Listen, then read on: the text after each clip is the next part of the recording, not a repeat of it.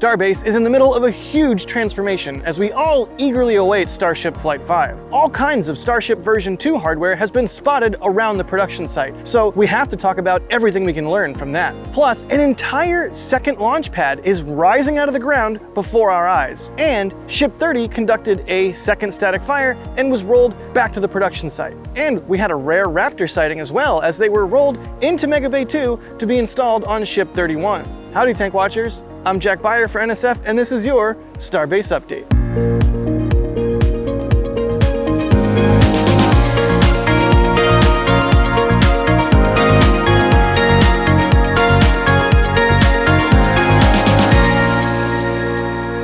Let's start off this very ship-heavy episode with some booster talk.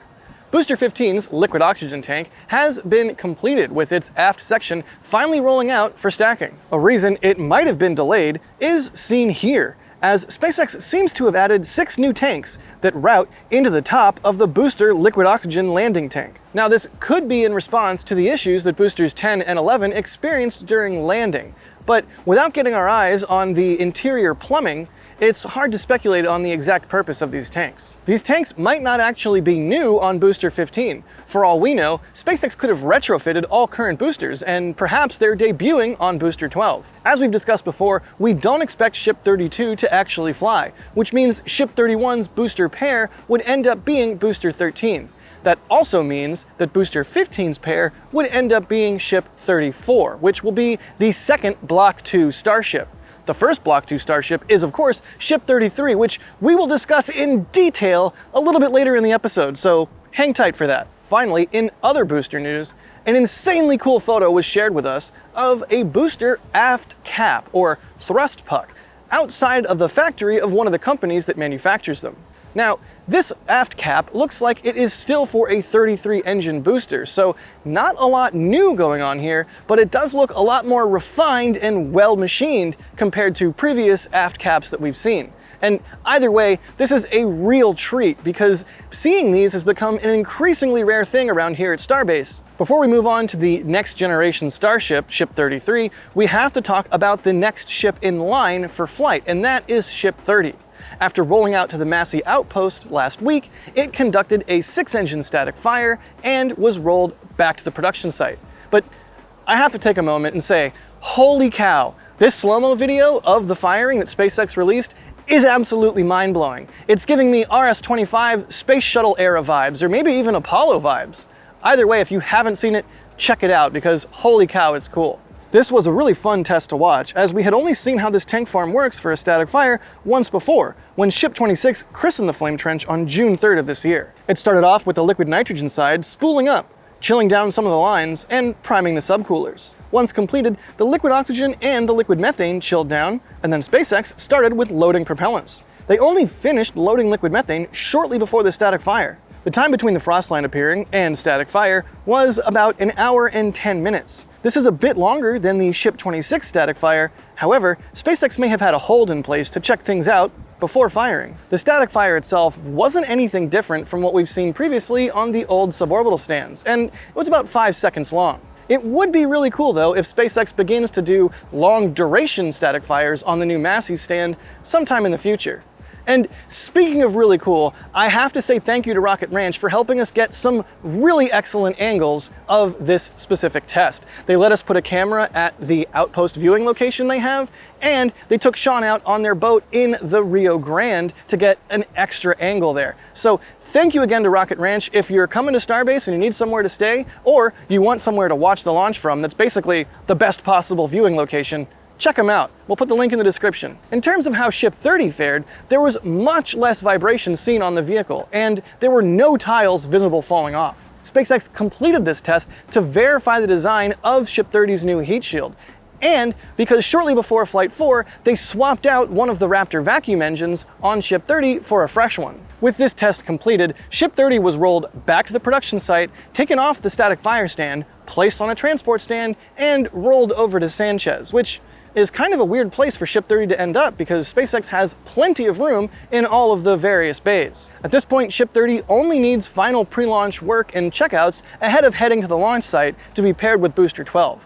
Once both vehicles are there, they'll be stacked for the first time and presumably conduct a wet dress rehearsal. And if you're wondering when Flight 5, as everybody is, my gut remains sometime in September at the earliest. I think we're very close to hardware readiness, but if SpaceX is indeed going for a booster catch on Flight 5, the FAA might have something to say about that, and that regulatory work might take some time. So stay tuned. As soon as we have a date, we'll share it with you. Until then, we'll just have to wait and watch for Booster 12's hot stage ring to make an appearance and be installed on the booster ahead of it rolling to the launch site. Now, let's talk about the next ship that will use the static fire stand-in masses, and that is Ship 31. This week, we saw Raptor engines being moved into Mega Bay 2 for installation on Ship 31. And check out the names on these omnidirectional carts that they use to transport the Raptors. There's Donkey Kong, there's Bowser, there's Mario. They're Mario Karts. Get it? The serial numbers for the engines that we spotted were R320, R391, and R376 for the vacuum engines. Unfortunately, we could only see the serial number on 2 of the sea-level Raptors, and those were R374 and R386. The serial numbers on these Raptors were about the same as the ones that are installed on Ship 30, which indicates that SpaceX is not using a super new version of Raptor on these current Starship flights. That said, it will be really interesting to see what Raptor serial numbers are installed on Ship 33, the first Block 2 Starship that we're going to talk about here in a second, if Ship 33 does end up flying. I mean, it could end up being a Pathfinder or just some sort of test article. It took crews only 48 hours to complete engine installation, and then Ship 31 was lifted off of the work stand in Mega Bay 2 and then transferred to the high bay. It's sitting there now in the tiling station, and its heat shield is beginning to get the same revamp that Ship 30's did. All right, now it's time to get into the meat and potatoes of this episode, and that is talking about Ship 33, the very first next generation Starship. Now, hold on tight because we're going to get pretty detailed here, but when we're done, you'll fully understand what an amazing and generational leap Block 2 Starship is over Block 1. Right off the bat, we can see that the forward flaps have moved leeward or away from the heat shield side of the vehicle, and also slightly up on the nose cone. SpaceX CEO Elon Musk had mentioned this possibility in a tweet on August 18th, 2021. Now, back then, Elon had mentioned them being around 120 degrees apart, but now we can see Block 2 actually has them around 140 degrees apart. Now, I hear you asking, why move the flaps more leeward? Well, it serves an important purpose. It moves the flaps, the passive flap fairing, and the very delicate hinge area out of the way of the main plasma stream while the ship is re-entering. And this will hopefully serve, along with the new heat shield, to avoid the issue that Ship 29 experienced on its way down, where it almost lost a flap. The new flaps are also much thinner and have a different, more pointy design. It'll be very interesting to see what a full version 2 Starship looks like, as we don't expect the aft flaps to be moving at all. And I'll be honest, I was extremely worried about this change and thought that it might make Starship look a little bit goofy, but so far I think it looks pretty darn great, though again, we'll have to see what it looks like on a fully stacked Starship and, of course, a fully stacked vehicle. Along with the flaps being thinner, the passive fairing is also much smaller, and the tiling of the flaps is also different. On Block 1 ships, the passive flap fairing and edges of the flaps are glued on, while Block 2 is all pins and using new, smaller tiles. Removing the glue will allow tiles to stay on the ship better during re-entry and throughout a vehicle's life. And if there is no glue, only the tile will degrade, and they're much easier to replace with the pin system. SpaceX also removed the glue in some other places on the ship, which we'll talk about in a moment. So that's just the forward flaps. SpaceX has also made many changes to the nose cone heat shield itself, with the entire tip of the nose cone covered in tiles compared to Block 1 ships. This is probably in response to data gathered from the previous 2 flights, plus also whatever internal simulations SpaceX is running. SpaceX has also simplified and compacted the header tank package and some other things inside the nose cone. The 6 older lifting points have now been replaced by 4 smaller ones at the very tip of the nose cone. These will only be used during the initial stacking of the nose cone and payload bay. After that, SpaceX can use the 4-point lifter, which we talked about a little bit last week and we'll cover here in just a moment. Just under those 4 new lift points at the tip of the nose is the liquid oxygen header tank, which is integrated into the nose cone itself. Just below that is the liquid methane header tank attached using a ring bracket, which also houses the required COPVs for the Starship vehicle. These header tanks also have a new sump design to ensure better propellant flow into their respective transfer tubes. Now, with the flaps being thinner and higher up on the nose cone, SpaceX has redesigned the internal mounts so that there is more room inside the nose cone for payloads, which is important because SpaceX has actually reduced the size of the payload bay by about 2 rings. Yes, you heard that right. Block 2's payload bay has shrunk. Well, kind of. On Block 1, they used a 5-ring payload bay for the PEZ dispenser, but the new space in the nose cone plus the 3-ring payload bay on Block 2 is about the same size. Now you may be asking, where did that extra space go? It's going toward adding 300 tons of extra propellant to Starship, which will increase its payload capacity in terms of tonnage to orbit. In terms of usable payload space, if you just do the math, Starship has about 640 meters cubed of internal volume in the nose cone. However, when you add in stringers and everything else, and the fact that you can only probably use about 8 meters of Starship's 9-meter diameter, the usable internal volume comes out to about 500 cubic meters. As for other changes to the payload section, the new door cutout is a much simpler design with half-circle edges and no extra corners. It's kind of interesting that SpaceX did not go with this design initially on Block 1 Starship, but here we are. The design of this payload section is very much similar to the Pathfinder payload section we saw earlier this year on April 2nd. As we can see here, the chopstick lifting points have been moved down to the payload section. This will help SpaceX continue to stretch the ship without having to make the tower even taller. An added bonus to this is that SpaceX now has a much better lifting system than the old 2-point lifter, and that better lifting system is the 4-point lifter, like we talked about last week. This hooks into the chopstick lift points and then into this point right here on the nose cone. And it works. As you can see, there's also a bumper to hold the ship. With this, teams will be able to lift the ship in a much more stable way, and it will no longer pivot and swing as we've seen happen with the old 2-point lifter. So for stacking purposes, once Star Factory is fully completed, SpaceX will probably be rolling out a fully completed nose cone section stacked with a payload bay and with its PEZ dispenser installed. They'll probably tile over those 4 lifting points on the tip of the nose cone and use the 4-point lifter for the rest of the stacking operations. With the chopstick lift points being moved to the payload bay section, the chopstick stabilization points will likely move down to around the common dome section. So Starship Block 2 will have 2 main lift points and 4 stabilization points. Just above the lifting points are the new locations for the Starlink antennas, which are now 180 degrees apart. This points to an FCC filing stating that Starship Flight 7 would use an all-new Starlink system, and is yet another piece of evidence that Starship 32 is probably not going to fly. Another big change is the addition of 2 raceways running down the leeward side of the ship, and this is probably at least a partial response to the anomaly we saw happen with Ship 31, aka Arky, while it was at Massey's, where a blown COPV pressure line caused an electrical fire. Separating the press lines and the electrical lines seems like a good call. All right, now let's continue moving down the ship to the forward dome section, which is once again a 4-ring barrel. The last time a ship used a 4-ring forward section was ships 20 and 22, before SpaceX switched to a 3-ring barrel for the forward on ships 24 to 32. As we can see here, SpaceX is now using an elliptical dome for the forward of the ship with the introduction of Block 2.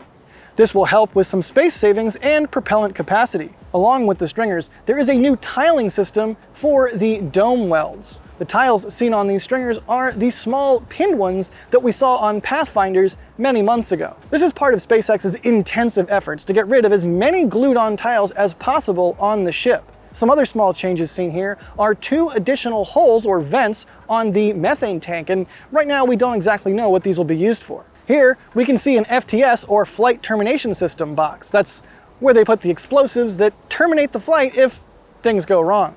This box should be right above the common dome, and it'll be interesting to see if SpaceX installs a second box on the ship's mid-LOX section, just like they have done on the booster. So, with Test Tank 16, we know that Block 2 starships will feature a 4-ring aft section. That means that the mid-lock section and the common dome section should end up being 5 rings each. And when you take that into account, and take into account the information from SpaceX's all-hands meeting earlier this year, Starship Block 2 should be getting about 1 ring taller. The Block 2 aft section has about 50% more stringers in the engine skirt section and what look to be newly designed vent holes for the engine bay purge system. At least, that's what we think based on Test Tank 16. We're of course eagerly awaiting for a Block 2 ship aft to roll out of the Star Factory and for a fully stacked Block 2 Starship, but until then, this is what we think we know. Finally, SpaceX is using the same ablative materials in the same locations as were installed on Ship 30 for Block 2's heat shield. I know, that was a ton of technical stuff, but it's important that we really appreciate what a generational leap Block 2 Starship is over Block 1. SpaceX has taken everything they've learned from the low altitude hops and the 4 full stack flights to really refine this vehicle, and I can't wait to see it fly. To close things out on Ship 33, it may look a little bit rough, but to be fair, this is SpaceX's first Block 2 Starship. They'll certainly continue to innovate and refine their build process as they get further and further into the Block 2 ships. And of course, Block 3 is coming sometime in the future, so there's a lot of interesting stuff still to learn and see. All right, now let's talk about Test Tank 16.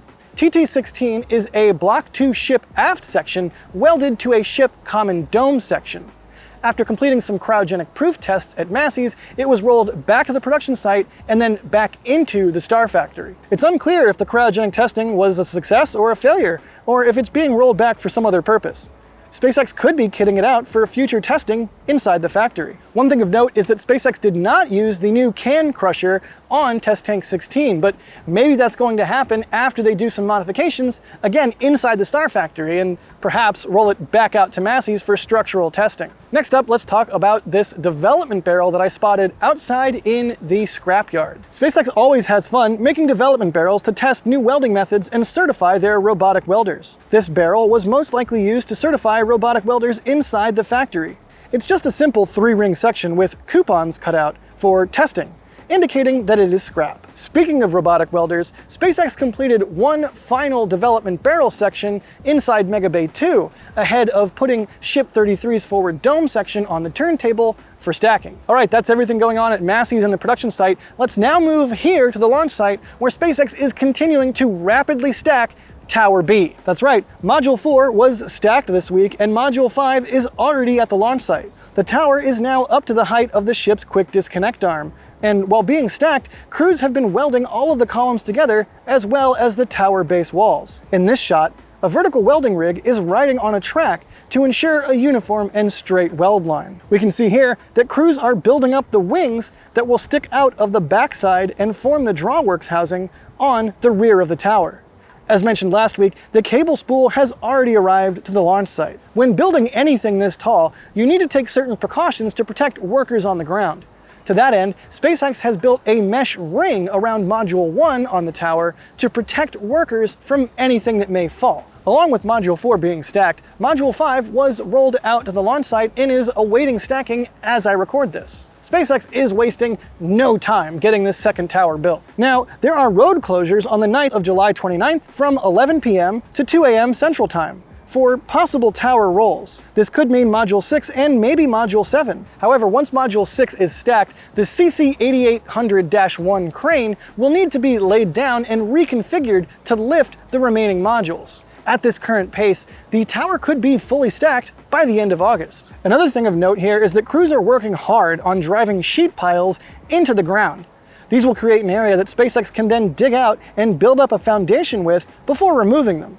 Based on where they're being placed, we could have a really cool flame trench in the near future. And speaking as a photographer who gets dusted out every time Starship launches from certain locations, I'm excited for a bona fide flame trench. All right, now let's move on to the operational orbital launch pad, Pad A. Crews have been hard at work replacing and adding new landing rail actuators on the chopsticks ahead of what is expected to be a catch attempt on Flight 5. It's unclear if these were broken or if SpaceX just wanted to upgrade them after testing with Booster 14.1. It's still possible that we see Booster 14.1 roll to the launch site once again for further chopstick testing ahead of Flight 5, unless SpaceX is already confident in the data that they gathered. In other Pad A news, the methane recondenser and other pipes are being dismantled and most likely moved to a new location. SpaceX had been drilling some new spots next to the orbital tank farm, but we'll have to wait and see what comes of that. Either way, some equipment that we use to watch and predict when things will happen is being rearranged, so we'll likely have to readjust our predictions in the future. Finally, SpaceX still seems to be having some issues with the cryogenic pumps in the orbital tank farm. We saw them this week replace some of the methane pumps, and I'd honestly love to know what the solution is to this in the future, because I cannot count how many pumps I've seen replaced here in Starbase. It was a very ship-heavy week with lots of nitty-gritty details, so thanks for sticking with us. And don't forget, be excellent to each other.